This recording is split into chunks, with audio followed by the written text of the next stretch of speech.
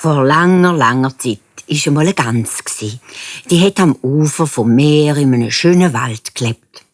In dem Wald hat es viele Bäume und Blumen gehabt, genug Futter und saubere Bäche zum Schwimmen. Es hat auch viele andere Tiere gehabt, aber sie haben einander nichts zu leid tun. Jetzt einmal zur Nacht hat die Gans einen Traum gehabt. Eine Stimme hat gesagt: «Nimm die Nacht vor einem Mensch.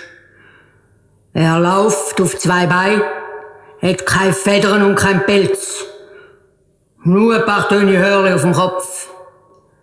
Er kann nicht fliegen und nicht recht schwimmen, aber er ist hinterlistiger und schlauer als alle anderen Tiere miteinander. Er ist wilder als der Lau und macht alles kaputt, wo er mit den Fingern kommt.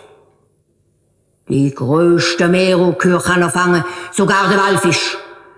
Er hat einen Stecker, der klebt. Mit dem holt er die Vögel aus der Luft runter.